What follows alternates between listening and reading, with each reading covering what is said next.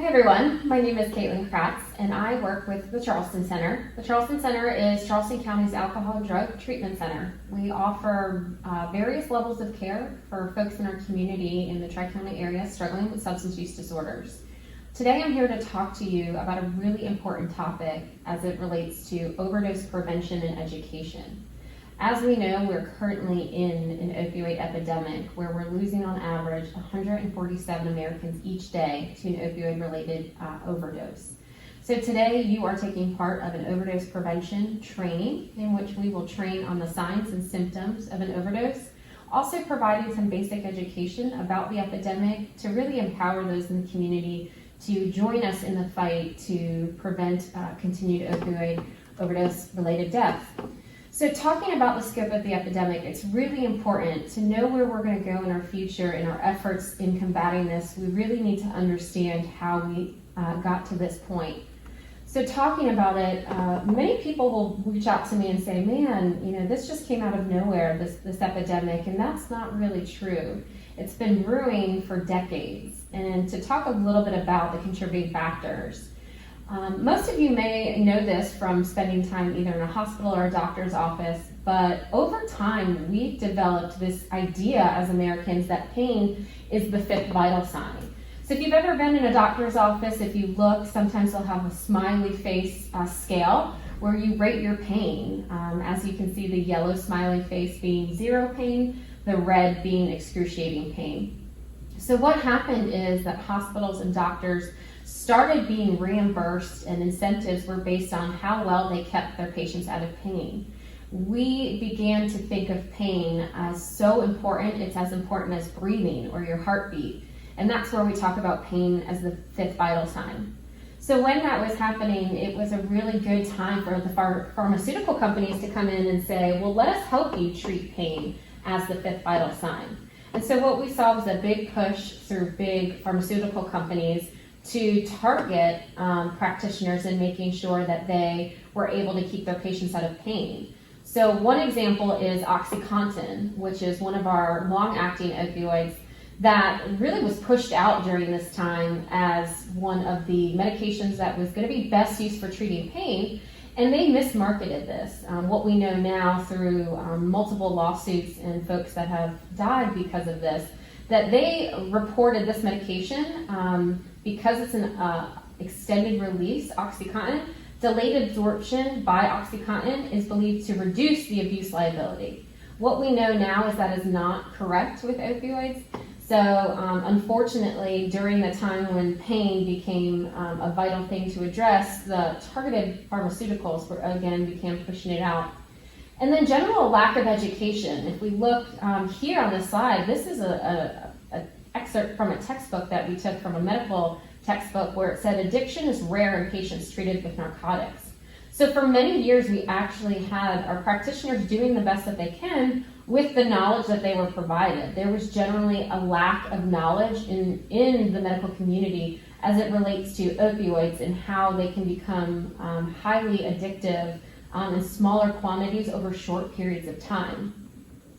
So we saw this huge push of opiates hitting the street when we're addressing pain and marketing coming out, doctors having lack of education. So the DEA started recognizing that there were a lot of opioid prescriptions out there, practitioners were. So they did a big push where they started to say, if you're one of these practitioners and you are out there prescribing these opioids, that we're going to come for you, we're going to take your practice. And they really sent a strong message. And so a lot of practitioners got scared, even those that were prescribing appropriately. So we saw a huge pullback where once there was a huge market for opiates out there, a huge pullback of that. So it was a prime time for the drug cartels to really push illicit substances onto our streets, that being such as heroin and then fentanyl. So if we think about the opiate epidemic, it was truly a perfect storm of multiple things that happened. So when we're looking ahead of how we're going to get out of this epidemic, looking at all of these areas as target areas where we'll need some interventions. Also thinking of the scope of the epidemic, I share this in not trying to provide people with information to scare them, but to really understand the breadth of what we're dealing with here.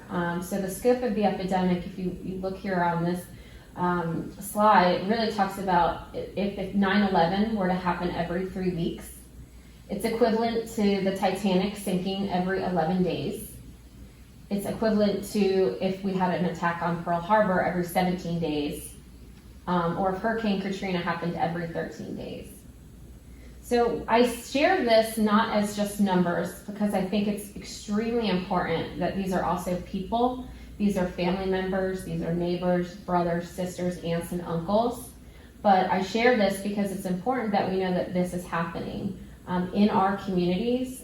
It does not discriminate against race, socioeconomic status, or anything like that. So it's important we know what's happening.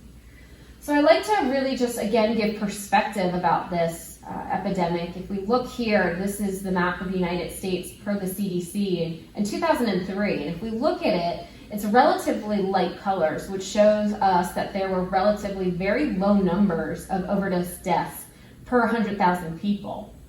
You can see some pocket areas in the Midwest and whatnot where it's a little bit darker, but relatively the entire United States was low with overdose deaths. Fast forward to 2017, it's drastically different. If we're looking around the United States, we're seeing dark red and maroon, which show about 40 to 50 deaths per 100,000. And it's really spiked since then. As we know, it takes time to collect data.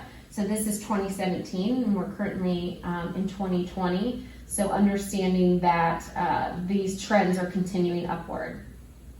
If we look at our state alone, it's important to understand what's happening here in South Carolina and also in Charleston. We know that in 2016, when we surveyed Americans, 6.2 million Americans actually reported that they misused a controlled prescription drug. Many people also told us that the first time they were exposed to it, they obtained it from a family or friend's home medicine cabinet. So what we need to know about this is also safe disposal of extra medication that we're holding onto in our homes that we don't need. We know that 4 in 5 people that report that used heroin also reported they started with prescription pills. There's this extreme myth out there and stigma that folks that use heroin are those people that are living under the bridge with brown paper bag and IV use. But what we know is most of our folks began on a prescription that was prescribed to them, and we know that most of that happens through a legitimate medical injury, surgery that had to occur. We also know that 10 of the highest prescribing states for opiates are in the South, South Carolina being one of those. So what are we doing here in South Carolina? We obviously, with all that information, recognized we were not immune to it and that we needed to do something. So what we're doing as part of the South Carolina Overdose Prevention Project is just this, a lot of education. We received $3.1 million from the federal government. It's a project funded over 5 years, and our ultimate goal is really just to reduce the overall mortality related to opioid misuse. In order to do that, we had to identify target areas of this project. And so one was to establish a statewide infrastructure for naloxone administrations. So naloxone, I'll also interchange it for Narcan because that is the brand name, is the overdose reversal medication for an opiate that we're going to talk about today. It's been used widely in the medical community for decades and decades, but it's not been so well known by lay people in the community, those without medical training. So we needed to establish an infrastructure. We also needed to increase the number of first responders and at-risk citizens to be trained in this and to be given. We know that our law enforcement, fire departments are often the first ones that are responding. We really needed to educate and equip them with this life-saving medication so that they could potentially respond appropriately. We needed to ensure that there was access to this medication for people that were seeking treatment, anybody that was high risk for an overdose, despite ability to pay. It's really important that we know that payment can be a barrier. If we look at self-pay for the nasal Narcan, it can be anywhere from $115 to $130. Well, what we can do as part of this training and this collaborative is give the training, but also provide the medication without the person being trained having to pay. And lastly, we need to educate prescribers on the association between opioid prescribing and increased risk for opioid death. It's extremely important. What we like to share is there's also certain disciplines we don't think about that needed further education, such as dentists. They're one of the higher prescribers of opioids. So we needed to make sure that we were able to really do some education in dental schools, medical schools, physical therapy, looking at alternatives to pain management that don't include opioids. To support that, we also have newly enacted legislation. All states have what's called the Good Samaritan Law. In South Carolina, ours was enacted in 2017. So what that means for South Carolina is it protects the caregiver from civil or criminal liability if they administer Narcan in good faith to someone they believe is overdosing. What we often see is that people sometimes worry, if I provide this medication, will somebody be able to come after me civilly or criminally if an adverse reaction happens. So what this does is it provides protection because we want to increase the number of people providing this medication should they see an overdose happening. Also, what we see happening is that sometimes folks may be using together and somebody overdoses and they really worry about calling the police because they don't want to get in trouble. So they'll throw their friend into a car, head down to the closest ER, kick them out, honk a couple times and take off. What we see is that this is causing many people to die, especially with the rate of fentanyl increasing in our community because of how potent it is. So this gives people protection should they call call EMS to receive care for somebody that's overdosing. So it's important that we also understand what are opioids. So Narcan is a medication that reverses an opioid overdose. So it's best we understand what are those. So to understand opioids, in a nutshell, they are, how they work is that they respond to certain opioid receptors in our brain. All of us have those. So when we take an opioid, whether it is a prescription medication like Percocet, OxyContin, or illicit like heroin, it finds those ways to those receptors and sits on them and activates them. The whole goal of an opioid is it diminishes your reaction and perception of pain. So say you have an arm trauma and you are prescribed morphine, what happens is that medication finds its way to your brain and helps you decrease your perception and reaction to pain. We obviously know you still have that arm trauma, but that's how the medication works. It also stimulates a reward center. We all have one of these as well. That's where if you have the urge to drink because you're so thirsty, you take a sip of water. When you're hungry, you eat something. Every single one of us have that. For some people, opioids also activate that reward center, which means when they take an opioid, whether it's medication or heroin, it feels good. It provides a reward to them, which lets them know the next time they're not feeling well, whether it's physical pain, emotional pain, they get an urge to want to use it again. It also affects other systems that also regulate mood, breathing, and blood pressure.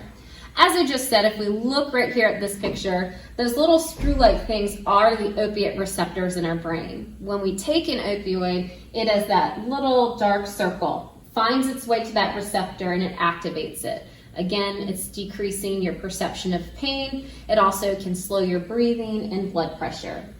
We also want to be able to decipher what are opioids and what are not. So here, if we look at this list, on the left, you'll see all the different types of opioids. Most common ones are, we know, as heroin, morphine, OxyContin, oxycodone, fentanyl, but there's also many more. Things that are not opioids, if we look to the right, crack cocaine, methamphetamines, benzodiazepines, muscle relaxers. What we do know is that most overdoses occur when there is a mixture of multiple substances. So although this medication will only reverse an opiate overdose, if somebody is using multiple substances, you still can safely administer it. It just may not reverse an overdose, say, if somebody's overdosing from cocaine. So how does overdose happen? There's many ways that overdoses can happen. The most common is when somebody takes more of a medication or illicit heroin than intended to. What we're seeing right now is a lot of fentanyl use on the streets. Fentanyl is 100 times stronger than morphine, which is one of our strongest opioids we have. We're seeing a lot of that mixed in heroin and other substances such as cocaine and marijuana. So there's a lot of unintentional overdoses happening because people truly don't know what they're using out there. People that take medication that's originally prescribed for somebody else, oftentimes this can be an easy, friendly gesture where you walk in and you are saying that you're not feeling well and a friend says, you know what, I've got some leftover medication from a surgery, let me give that to you. That can be an innocent act that can cause an overdose because unknowing to them, they don't know the strength, reaction, or any allergic reaction to the medication. Dosing error, that is another way innocently that an overdose can happen. We see this sometimes with our aging population as well. Those folks that maybe have multiple prescriptions and they use the pill boxes. And so at the beginning of the week, they'll take their medications out of the bottles, put them into the respective days of the week pill box. But sometimes they'll forget, was I supposed to take that circle blue one in the morning or the white oblong one in the evening? So innocently enough, they may forget or overtake a medication, and so that's where an overdose can happen. We see a lot of it, overdoses happening with mixing substances, especially things like alcohol or anti-anxiety medications like benzodiazepines. Why that is really dangerous is because all of those substances are considered central nervous system depressants. In a nutshell, they just slow your systems down. So they're going to slow your heart rate, breathing, and whatnot. What can also contribute and who's at risk? Folks that receive long-term pain management medications. Even if they take it as prescribed and have been on it for a long time, sometimes when doctors adjust medications or decide to change, that can be a high-risk area where somebody may experience an overdose. We know that anybody that uses heroin is at risk for an overdose because what we do know is that dealers on the street do not have the nutritional values taped to the back of their heroin bag. So you really never know what you're getting. We're seeing a huge mixture of things in there. And like I said before, fentanyl being the leading cause of overdose deaths right now. Folks that switch their mode of administration. So maybe someone started taking opiates by just taking pills by mouth, but then they moved to crushing and snorting them, or then to IV use. Anytime they're switching, there's a different reaction because it's the way that your body is metabolizing the substance. Folks that are new or inexperienced, and of course anyone that's using alone, because if they use alone and they begin to overdose, unfortunately then there'll be no one there to provide assistance. Other folks that may be at risk, folks that are discharged from emergency medical care. So maybe they've just overdosed and they've gone to the emergency department, they've received care, but then they're discharged back. We know that folks can then, sometimes if they're not linked to treatment or services, that's a high risk time where they may go back, use again, and then experience another overdose.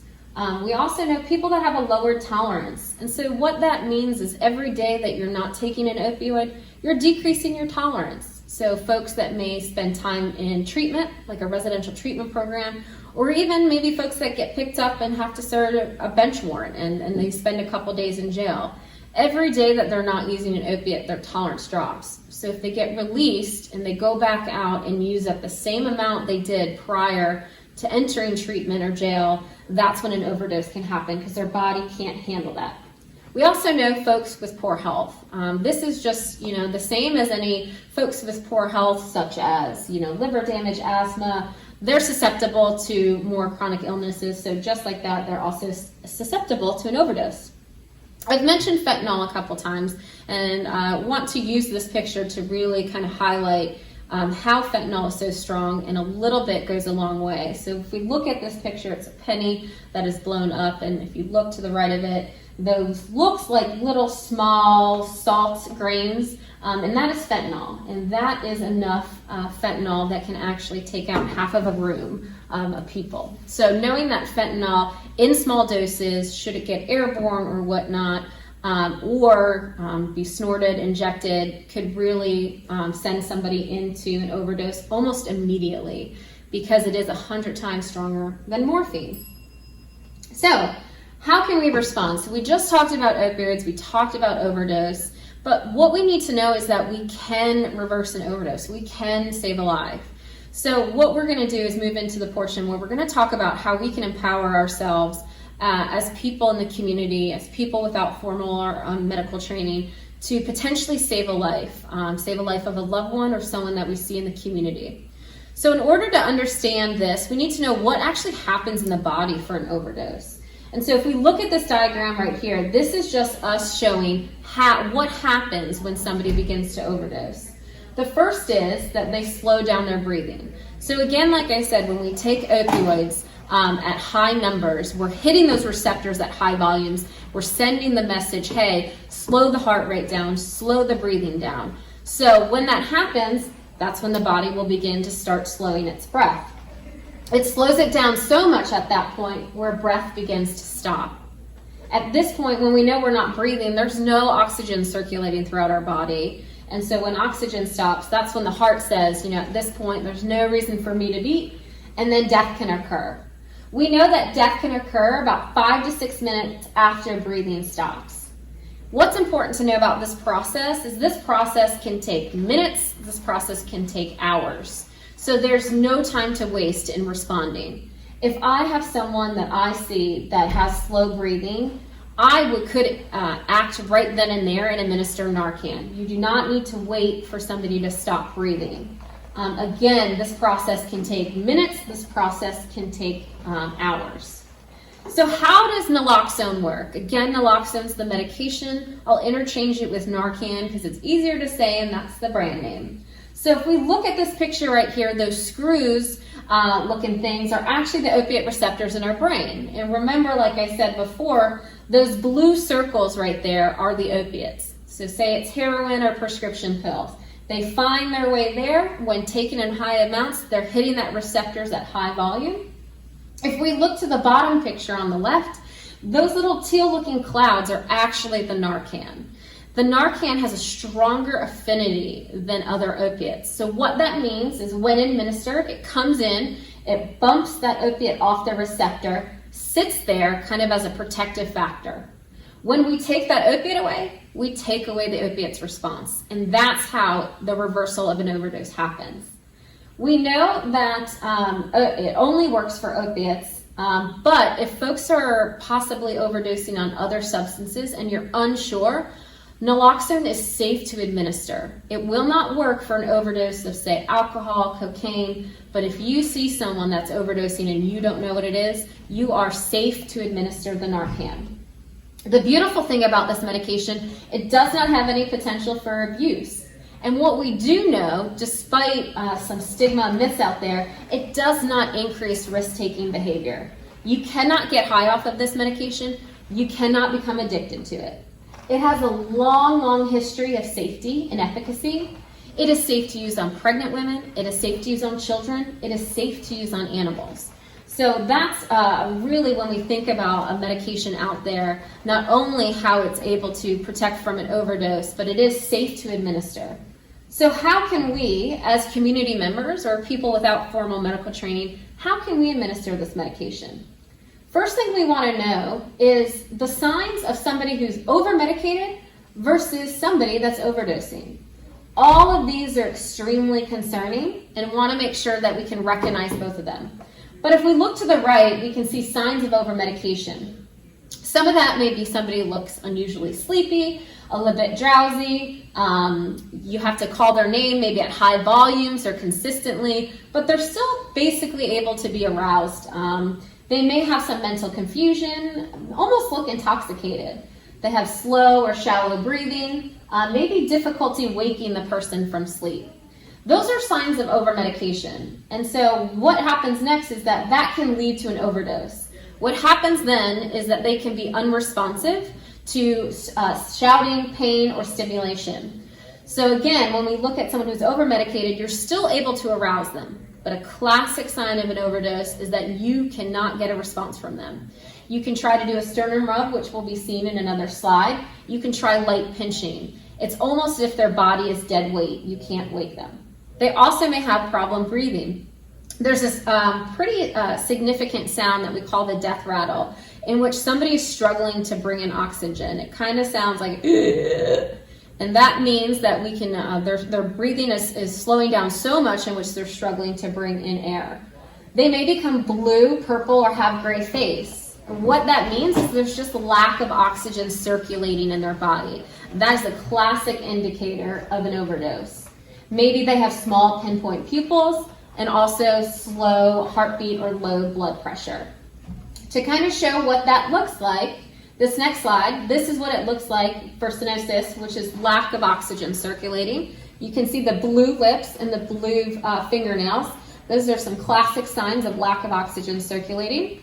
This is a sternum rub. If you were to take your fist and put it towards your chest and rub pretty hard, what that would do for most people, if they are responsive, is that they would elicit a pain response. They twitch, they say ouch.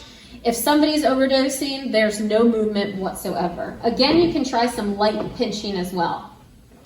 This next step is optional. So if we see someone, it's highly encouraged if they are not breathing. Why that is because we know lack of oxygen, it goes to the brain. And so the longer somebody is without oxygen, the harder it's going to be for their recovery. So this is not CPR or anything like that, but we call this rescue breathing. So should you come upon someone that has blue lips, fingertips, and whatnot, what we can do is we can check their airway by opening their mouth, just taking a look in there to see if there's anything blocking their airway. We can place one hand on their chin, tilting their head back and pinching their nose. You can provide 2 slow breaths to them, and then you can repeat that. How you know they're getting the oxygen is that you should see their chest rise and not their stomach. Again, this is optional. We do recommend it if you come upon someone that has clearly been without oxygen. Again, that's indicated by blue lips, fingertips as well. And you can follow up with 1 breath every 5 seconds. This is just an example of what it looks like to provide someone with rescue breathing. They put this in here as step number 3, but in today of smartphones, and if there's anybody around, we need to ensure that you dial 911 immediately. It's extremely important that anyone that is provided Narcan or is overdosing receive further medical treatment. Narcan is a bridge treatment. We treat it the same way that we do as an EpiPen for somebody that has an allergic reaction. You must seek medical treatment after to continue to care for somebody after an overdose. So what we want you to do is when you call 911, let them know, hey, I believe somebody is overdosing. It's extremely important that whoever the first responders are, understand what they're walking into. A lot of first responders now are also carrying Narcan. The kits that we provide have 2 doses in it.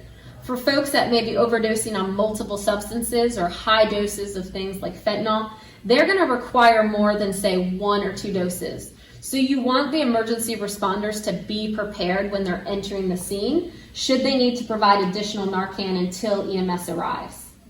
So the next step, administering the Narcan. As you can see here, this is the Narcan that we provide. It looks like a little nasal spray. What happens is you take it out of the packet insert, you hold what we call the plunger right there, 2 fingertips on the base, thumb on the plunger at the bottom. You insert the nasal spray into 1 nostril, and then you hit the spray with the plunger. At that, you've administered 1 dose of Narcan. Narcan is absorbed through the mucosal tissue in the nose, so they do not have to be breathing. It's really safe to use. Say you get nervous and you spray a little bit into the air, you will be fine. Again, it's safe to administer on pregnant people. Once you administer the Narcan, you want to wait about 2 minutes to see if there's any response. What we're looking for is some breathing, some movement, some noises. If none of that has occurred, you go and take the 2nd dose of Narcan out of the package. You rotate it to the next nostril, and then you insert and spray. You then just administered a 2nd dose of Narcan. Again, you want to sit and monitor for 1 to 2 minutes. We're again looking for them to begin breathing on their own, any type of movement, becoming more coherent. If that doesn't happen, you continue to administer Narcan, rotating back and forth between the nostrils. We want to stay with them and then monitor their response. Again, depending on the person, their size, how much they've taken will really be dependent on how much Narcan they may need. We have had incidences where folks have used up to 8 or 9 doses of Narcan. So that's why it's extremely important that you're calling EMS, because we want them to also bring the additional Narcan that may be needed. This is a bridge to get them for further medical care. So again, we want to stay with them. We're staying till we see that they begin responding on their own. Why it's also important that they receive medical care: Narcan only works for 30 to 90 minutes. After that 90 minutes, what will happen is the medicine dissipates in the system, and opiates can find their way back to that receptor, and somebody can actually fall right back into an overdose. That's why we need to get to the hospital for continued care, where they will monitor them for several hours to make sure that they've successfully come out of an overdose. Again, we want to make sure that we understand that if they're taking higher doses of opiates or more, that it may take multiple doses of Narcan. So if you're with someone and say you've administered your 2 doses and they begin to come to, they're opening their eyes, they may seem a little bit confused, you can put them in what we call the recovery position. So this is, say you found someone and they were laying on the floor, you can go ahead and rotate them on their side, throwing their leg over as an anchor. Why we say that is because everybody wakes up a little bit different from Narcan. And what may happen is if they feel the need to get sick or vomit, you don't want them lying on their back for the risk of them choking on their vomit.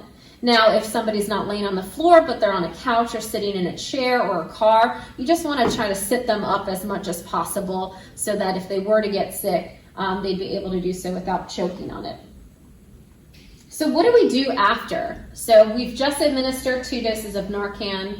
Our loved one is coming to, they're able to respond, but they're going to seem a little bit confused. The biggest indicator of how people respond when waking up from Narcan is basically how the caregiver responds.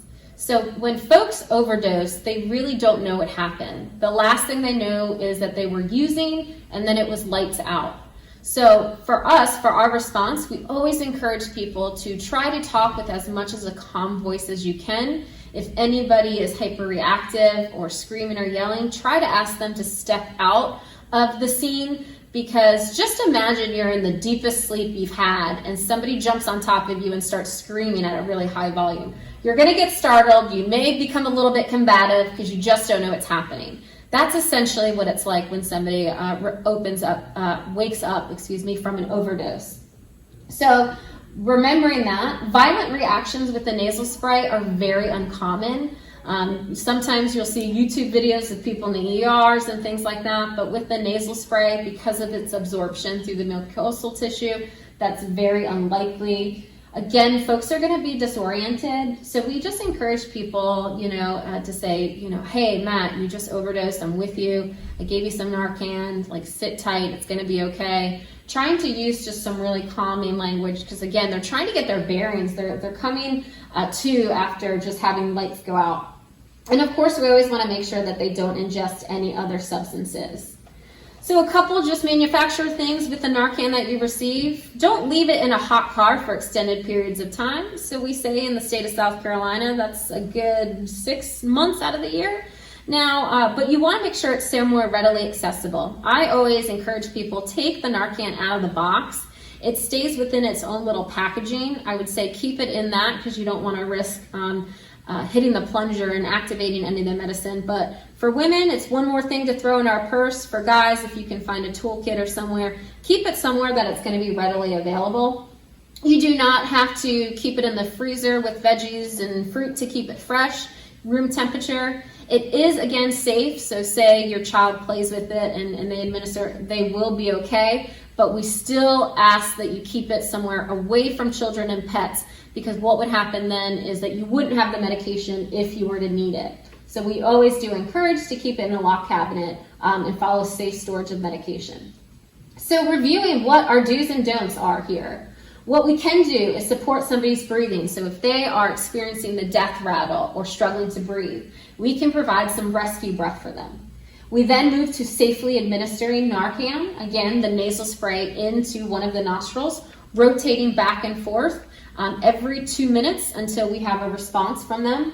We can put them in the recovery position after they've come to, monitoring them and staying with them until EMS arrives. Things we do not want to do and things that have made the don't list have been tried and they do not work. We don't ever want to forcefully slap or stimulate a person. One example is a wife threw a cast iron pan at her husband's head. It did not work. It only further injured him. If somebody is unresponsive, they are not going to move. So again, we just need to do some light pinching or sternum rub to verify if they're unconscious. Never put someone in a cold bath or shower. This is not like an instance where your friend is maybe intoxicated and you're trying to sober them. That may hurt them even further, because if they're already struggling to breathe and you're dousing them with water, they risk drowning. Another is you never want to inject them with another substance. There's an old wives' tales out there that state, if we give somebody something, say methamphetamine, because that's a stimulant, that then it will help the person come out of an overdose. That is extremely dangerous. You can risk putting someone into a heart attack or having a stroke because it very much confuses your system of what's happening. Also, there's ones of salt water and milk. We never want to do that. The salt water, people think salines cleanse. Milk, other than that old commercial, milk does the body good. I'm not sure where that one came from. But remember, opioids are metabolized in the brain, so anything trying to flush your blood system does not work. And then lastly, do not try to make the person vomit drugs that they have swallowed. Again, opiates are in the brain, so unless you have a really long finger that you can stick all the way up to flick it off the brain receptors, trying to force someone to vomit will never work, and quite frankly, it's gross. So, with that being said, those are the basics of overdose prevention. A little bit of education about the epidemic, signs and symptoms of an overdose, and how you can respond as a community member. Know that you're not alone and that there's agencies out there that are partnering together, but also that Charleston Center, again, which is Charleston County's alcohol and drug treatment provider, is here to help in any way that we can. If you look here at this slide, it talks a little bit about our agency and what we can offer to the community. And also know, addiction is not a matter of personal opinion. Please educate yourself with medical, scientific, and psychological facts surrounding the illness. Ignorant opinions are a huge part of the problem. These opinions add to the stigma surrounding addiction and hinder people from seeking treatment. Thank you. Narcan nasal spray is not a substitute for emergency medical care. As with any drug, you need to be aware of important safety information concerning its use. Please see indications and important safety information at the end of this video. Also, please see accompanying full prescribing information in the use of this product. Narcan nasal spray is an emergency treatment for a known or suspected opioid overdose. The appropriate use of Narcan nasal spray can help reverse an overdose. Narcan nasal spray is not a substitute for emergency medical care. As with any drug, you need to be aware of important safety information concerning its use. If you encounter someone who is unresponsive and you suspect an overdose, first shake their shoulders, shout their name, Kevin, and ask if he or she is okay. hey, can you hear me? Then check for signs of an overdose. Unresponsive to touch or voice. Breathing is slow, uneven, or has stopped. Snoring, gasping, or gurgling sounds. Fingernails or lips are blue or purple. Administer Narcan nasal spray as quickly as possible if someone is unresponsive and an opioid overdose is suspected, even when in doubt, because prolonged respiratory depression may result in damage to the central nervous system or even death. Lay the person on their back to receive a dose of Narcan nasal spray. Remove Narcan nasal spray from the box. Peel back the tab with the circle to open the Narcan nasal spray. Remove and review the printed Quick Start Guide inside the package. Hold the Narcan nasal spray with your thumb on the bottom of the plunger and your first and middle fingers on either side of the nozzle. Do not press the plunger to test or prime the device. If you do, you will waste all or part of the dose of medication. Tilt the person's head back and provide support under the neck with your hand. Gently insert the tip of the nozzle into one nostril until your fingers on either side of the nozzle are against the person's nose. Press the plunger firmly to give the full dose of Narcan nasal spray. Remove the device from the nostril after giving the dose. After you have given this medication, seek emergency help right away. Narcan nasal spray is not a substitute for emergency medical care. Move the person on their side after giving Narcan nasal spray. If possible, put their hands under their head and bend their upper leg forward. This helps prevent the person from rolling onto their stomach. This is known as the recovery position. Continue to watch the person closely. If they do not wake up or respond to your voice or touch, or if they do not seem to be breathing normally within 2 to 3 minutes, use a new Narcan nasal spray to give an additional dose in the other nostril. Acute opiate withdrawal symptoms may occur from use of Narcan nasal spray in patients who are opioid dependent. Symptoms include body aches, diarrhea, increased heart rate or tachycardia, fever, runny nose, sneezing, goosebumps, also known as piloerection, sweating, yawning, nausea or vomiting, nervousness, restlessness or irritability, shivering or trembling, abdominal cramps, weakness and increased blood pressure. When the emergency is over, put the Narcan nasal spray back in its box and throw it away in a place that is away from the reach of children. In addition to watching this video, please read the quick start guide that comes with Narcan nasal spray before using it. Talk to a healthcare professional if you have any questions about how to administer Narcan nasal spray. Please read the indications and important safety information that follows. Store Narcan nasal spray at room temperature between 68 degrees Fahrenheit to 77 degrees Fahrenheit, 20 degrees Celsius to 25 degrees Celsius. Excursions are permitted between 41 degrees Fahrenheit to 104 degrees Fahrenheit, 5 degrees Celsius to 40 degrees Celsius. Do not freeze or expose to excessive heat above 104 degrees Fahrenheit, 40 degrees Celsius. Protect from light. Narcan nasal spray freezes at temperatures below 5 degrees Fahrenheit, negative 15 degrees Celsius. If this happens, the device will not spray. If Narcan nasal spray is frozen and is needed in an emergency, do not wait for Narcan nasal spray to thaw. Get emergency medical help right away. However, Narcan nasal spray may be thawed by allowing it to sit at room temperature for 15 minutes, and it may still be used if it has been thawed after being previously frozen. Indications.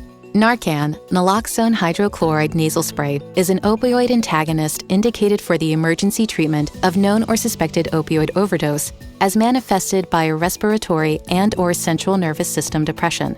Narcan nasal spray is intended for immediate administration as emergency therapy in settings where opioids may be present. Narcan nasal spray is not a substitute for emergency medical care. Important safety information. Narcan nasal spray is contraindicated in patients known to be hypersensitive to naloxone hydrochloride or to any of the other ingredients. Seek emergency medical assistance immediately after initial use, keeping the patient under continued surveillance. Risk of recurrent respiratory and CNS depression. Due to the duration of action of naloxone relative to the opioid, keep the patient under continued surveillance and administer repeat doses of naloxone using a new nasal spray with each dose, as necessary, while awaiting emergency medical assistance. Risk of limited efficacy with partial agonists or mixed agonists-antagonists. Reversal of respiratory depression caused by partial agonists or mixed agonists-antagonists, such as buprenorphine and pentazocine, may be incomplete. Larger or repeat doses may be required. Precipitation of severe opioid withdrawal. Use in patients who are opioid dependent may precipitate opioid withdrawal characterized by body aches, fever, sweating, runny nose, sneezing, piloerection, yawning, weakness, shivering or trembling, nervousness, restlessness or irritability, diarrhea, nausea or vomiting, abdominal cramps, increased blood pressure, and tachycardia. In some patients, there may be aggressive behavior upon abrupt reversal of an opioid overdose. In neonates, opioid withdrawal may be life-threatening if not recognized and properly treated. It may also include convulsions, excessive crying, and hyperactive reflexes. Monitor for the development of opioid withdrawal. Risk of cardiovascular CV effects. Abrupt post-operative reversal of opioid depression may result in adverse CV effects.